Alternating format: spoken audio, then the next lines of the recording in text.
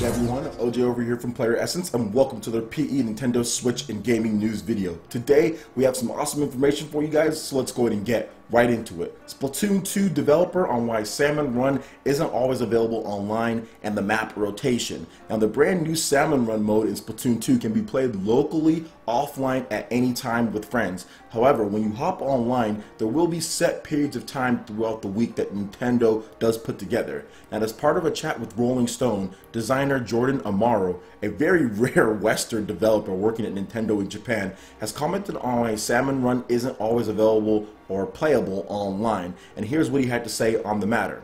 "I'm not allowed to speak on it because I'm not the game director. What I can say, and what I think can be said, is that there are lots of reasons. You have to trust us that if you could play Salmon Run online anytime, that it would result in a much worse experience for you and everybody." Now, he also spoke on why Splatoon's maps rotates, and he made a lot of weird analogies. Well, it's probably not weird if you live in Japan, but he made a lot of analogies such as like, hey, we think we know what you want before you want it, or whatever the case is. And this is something that Nintendo has pretty much done throughout the course of their history. So please make sure you check out the actual interview as far as what was said, because I'm going to be referencing some things, but it's just kind of a bit long, so I just wanted to briefly kind of condense it in there. But he's saying basically this: Nintendo's like, hey, we know this game, we made this game, and we think this is the way the game should be played, therefore you guys are going to be playing it the way that we think, and you're going to have a better experience because we have done this. Now this has obviously backfired with Nintendo in the past. I would probably think motion controls are the biggest thing, or like the Wii U gamepad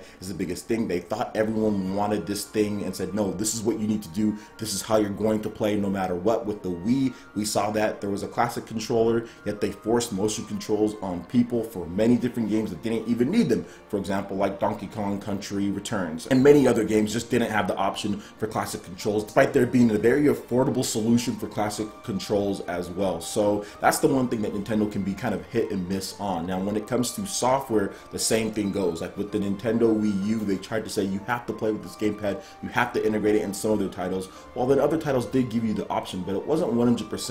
And I think Nintendo has pretty much got off of that when it comes to we think you know what you want with hardware for pretty much any time. Well, maybe they did that a little bit with the Nintendo Switch, but in terms of actually playing the games like with motion controls or with normal controls, now Nintendo's like, okay, we'll give you the option for a lot of different games. You can play with Pro Controller every single game, or you can play with Joy-Cons. You can have some motion if you want them. So Nintendo's pretty much laid up off of that, but still with their games, you still see some of these things that they'll do. Like for example, with Salmon Run, you can't play it all the time. I mean, for me, someone who's not a hardcore into Salmon Run or anything like that, I kind of think it's a little bit exciting being able, oh, we can play Salmon Run today. Oh, okay, well, let's just do this mode for today, or whatever the case is. I'm not really so hardcore into it that I want to sit down and play every single mode exactly right in there. When it's available, I'll play it. It's an online game. I almost treat it like Overwatch. There's certain events and stuff that goes on during seasons or whatever the case is. So that's just kind of how I see it, because I don't play Splatoon 2 so hardcore like other people that are going to want to hop on and play stuff all the time.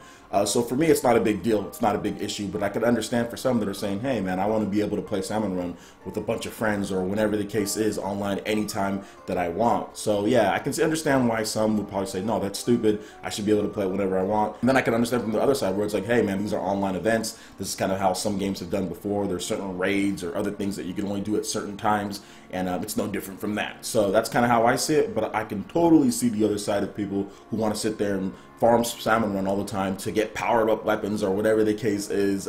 So it'd be interesting to see if Nintendo actually explained why as far as more in depth, because obviously this was a little bit of a bailout answer. So let me know what you guys think about that, in addition to Splatoon 2, in the comment section below. Alright, and getting into the next article, I thought about doing a whole video on this one, but I decided to maybe just talk about it here in this, and I'll probably do a more in-depth video going over this. But recently there was a video over from VentureBeat, and there was a games journalist by the name of Dean Takahashi. He's been in the industry for a long time, and I remember watching him on TV back in the day, back when G4 was still around, and he's been doing this for like 21 years, and he actually got around to playing a game called Cuphead, which is an Xbox One game where you play as two Cupheads, and it's kind of framed like the 1930s, or it looks like the 1930s animation, and it's like a shooter. It's like a 2D side-scrolling shooter, something like Contra, you know, where people just come and you just shoot them, you know. And to me, it didn't seem like it would be too crazy to play, especially at the beginning. Obviously, it ramps up in difficulty,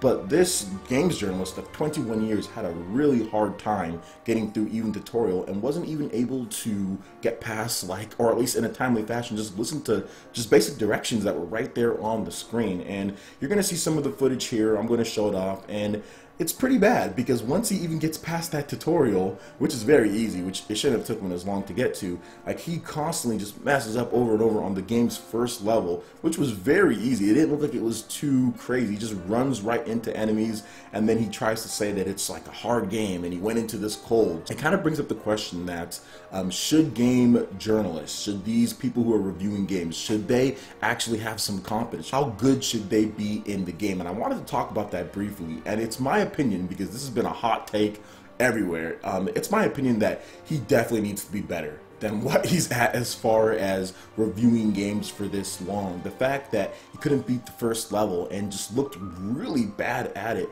kind of shows that there's something wrong there, because think about this, guys. If he was reviewing a game and the game was really hard for him, and then he puts that in his review and the game gets scored lower because he feels the game is too hard, and then you pick up the game and you're playing on the normal difficulty and it's a cakewalk, that affects things, because VentureBeat isn't some type of small publication as far as what they do. They're known, they have industry contacts, you know, they're not the biggest one out there, but they're definitely known, and Dean's been known for a long time. Like I said, I used to watch him on TV back on the G4 back then, you know, so he's been around for a while. So the fact that it came to this when it comes to him playing a classic 2D side-scrolling game, and then his defense of it was even probably worse, just because it's one of those things to where, as a games journalist, you really need to make sure that you can have at least adequate skill to get past the tutorial.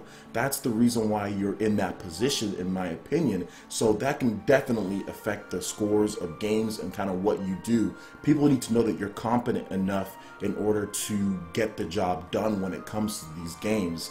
And a lot of people have tried to make some similarities to, like, sports reporters or something like that. Like, oh, well, you know, sports reporters aren't as good as playing the sport, but that's not the same thing. It's about your analytical skills, it's about what you can do and your competency in that field as far as talking about whatever you're trying to do. It's not about actually playing. It's very different from someone who's a games journalist, who's out there, who is actually playing the games, then reviewing them, than someone who's in a completely analytical position. I mean, he could talk about Cuphead all he wants to from an analytics standpoint if he understands how the mechanics of the game works, but he doesn't. It's a very different thing than someone who is actually playing games and then talking about them. It's twofold. It's not like a sports reporter or anything like that who can just look and then understand. Obviously, playing the game helps, but you don't necessarily have to in order to understand how it works. With video gaming, it's very different. You need to play the game and then you need to talk about the game. So people were trying to make that comparison,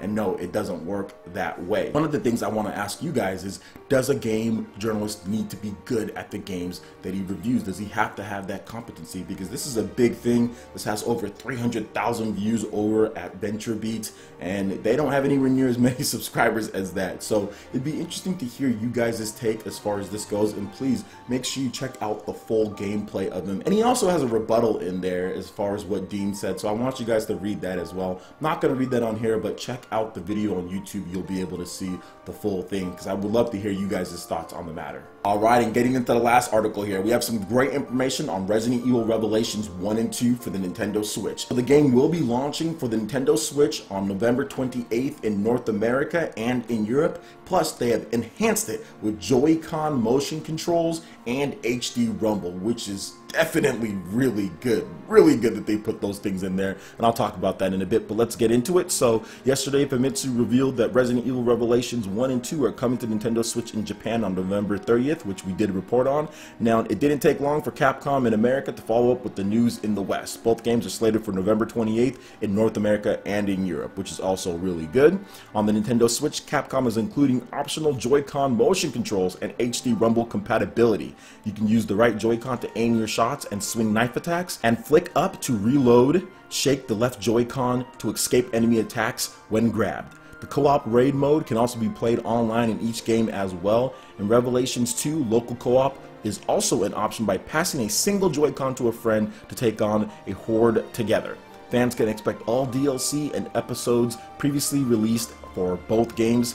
At retail in North America, the two games will be sold together as Resident Evil Revelations Collection for $40. Resident Evil Revelations 1 will be on a cartridge while the other is a digital download. Both titles are $20 digitally as individual releases, Capcom has announced. So let's talk about this just a little bit, because these are exactly the type of improvements that I want to see when a developer brings over a game to the Nintendo Switch. I want to see HD rumble, I want to see some motion. If they're going to be using like shooting controls, having that motion in there is really good. Getting all the DLC, the raid mode is online, optional single Joy-Con play, so you can be anywhere you want, hand over the Joy-Con and you can have some portable Resident Evil action. This is a fantastic thing by Capcom, and I've talked about Capcom being Capcom, but this is one of the better things that they've done, because it could have been a super lazy port. It could have just been a vanilla port of Resident Evil Revelations from the Wii U to the Nintendo Switch, a vanilla port from Xbox One to the Nintendo Switch, but they didn't do that. Actually implementing the HD rumble in addition to single Joy-Con play for co-op, all the DLC, everything included in there, the motion controls as well. I think this is going to do very well because of this. I know back when Resident Evil 4 came out on the Wii, that was a big hit because of the motion controls and because of the cheap price. 20 bucks, you get one of the best games ever made, and you get enhanced motion controls when it comes to IR. But they even went a little bit further, in my opinion, here, because this game does have the online multiplayer, all the DLC put together in a pack for such a good price. So I'm really happy about this. I'm going to be picking up Resident Evil Revelations 2. That's the one that I really want to play, just because of the online raid mode. I never played that in Revelations 2. I played that in 1 just a little bit, but I never played it at all, and I also never played the co-op, and I know me and my brother were probably going to be playing that during the holiday, because he actually likes Resident Evil 4. That's the only one that he truly likes because of the motion, so I'm pretty sure he's going to be happy about that, and I am definitely going to play it with motion controls when I stream it. I like the IR aiming in Resident Evil 4, the Wii edition, so I'm definitely going to be playing it with the motion and using that in Revelations. I just think with HD rumble and the motion for that type of game where you're aiming and you're shooting, it's pretty cool. Single player, it's not a super fast-paced shooter, so I would like button controls for something like Splatoon, but for this game, it's a little bit slower paced. I'll definitely be using the IR motion for aiming in addition to the motion controls and HD rumble. Plus, from what I've seen, the HD rumble is better in the Joy-Cons than it is in the Pro Controller. I'm not sure if that's for every single game, but in a lot of the games, even like Mario plus Rabbids Kingdom Battle, I've noticed that the Joy-Cons do a little bit better with the HD rumble, so I think it's going to be pretty cool to have that HD rumble feel with the motion controls in Resident Evil Revelations 2, so I'm definitely picking up that.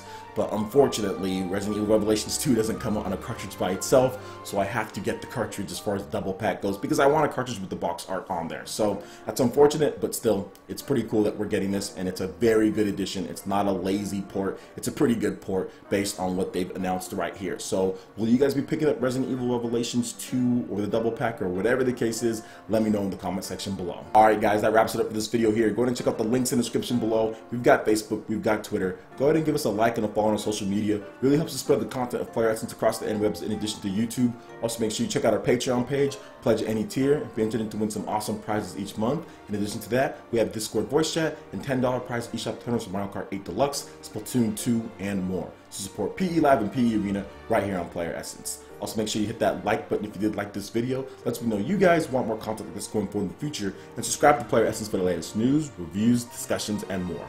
Thank you so much for watching, and we'll catch you in the gym for the next video. Peace.